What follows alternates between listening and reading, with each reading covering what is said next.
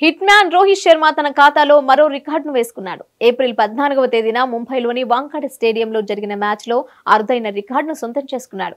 T20 క్రికెట్లో 500 సిక్సర్లు పూర్తి చేసుకున్నాడు. ఈ ఘనత సాధించిన మొట్టమొదటి భారతీయ ఆటగాడిగా రోహిత్ శర్మ నిలిచారు. ఈ ఐపీఎల్ సీజన్లో కొత్త రికార్డులు నమోదవుతున్నాయి. పాత రికార్డులు బద్దలవుతున్నాయి.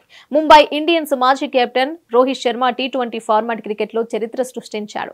ఏప్రిల్ 14వ తేదీ రాత్రి చెన్నై సూపర్ కింగ్స్ తో జరిగిన మ్యాచ్లో 5 సిక్సర్లు బాదిన హిట్ మ్యాన్ టీ20 క్రికెట్లో 500 సిక్సర్లు పూర్తి చేసుకున్నాడు. ఈ మైలురాయిని అందుకున్న ఏకైక భారతీయ క్రికెటర్ గా రోహిత్ శర్మ నిలిచాడు. ఇక అత్యధిక సిక్సర్లు బాదిన అంతర్జాతీయ ఆటగాళ్ల జాబితాలో 5వ స్థానాన్ని దక్కించుకున్నాడు. ఈ జాబితాలో అందరికంటే ముందు క్రిస్ గేల్ ఉన్నాడు. క్రిస్ గేల్ 455 మ్యాచ్లాడి 1056 సిక్స్ బాదాడు. క్రిస్ గేల్ రికార్డును బ్రేక్ చేస్తే మొనగాడు ఎవడు దరిదాపుల్లో కనిపించడం లేదు. క్రిస్ గేల్ తర్వాత కిరణ్ పొలార్డ్ అత్యధిక సిక్సర్లు బాదిన ఆటగాళ్ల జాబితాలో 2వ స్థానంలో ఉన్నాడు.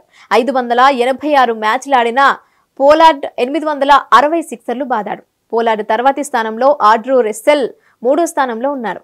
420 మ్యాచ్లాడిన పోలార్డ్ 678 సిక్సర్లు కొట్టాడు. ఆ తర్వాతి స్థానంలో న్యూజిలాండ్ బ్యాటర్ కొలిన్ మున్నో ఉన్నాడు. మున్నో 409 మ్యాచ్ల్లో 548 సిక్సర్లు బాది జాబితాలో 4వ స్థానంలో నిలిచాడు.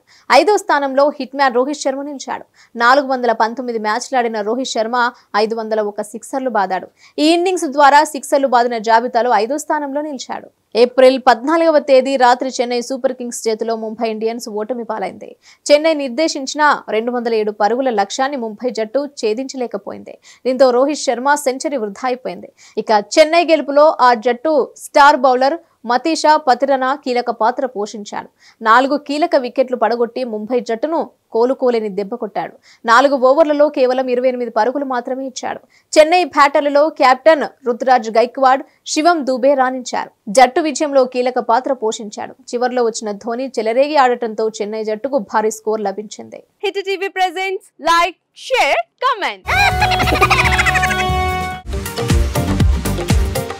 టీవీ వాళ్ళకు కూడా నేను ఒక సర్ప్రైజ్ ఇద్దాం అనుకుంటున్నాను. మీరు మాత్రమే జెస్సీ ఎందుకు అయ్యారు? ఇలాంటి అమ్మాయిలకి పిలవడానికి బాగుంటుంది. చందు సాయికి like you and have a జనాలకి ఒక పేరు నచ్చిందంటే దీనికి ఒక ప్రాసెస్ ఉంటుంది. ఎందుకు ప్రాసెస్? డైరెక్ట్‌గా వెళ్ళిపోదాం. ఏదైనా ఒకటి మర్చిపోయినావా నువ్వు? మర్చిపోయినా మేడం. ఏం మర్చిపోయావు? నా గుండె.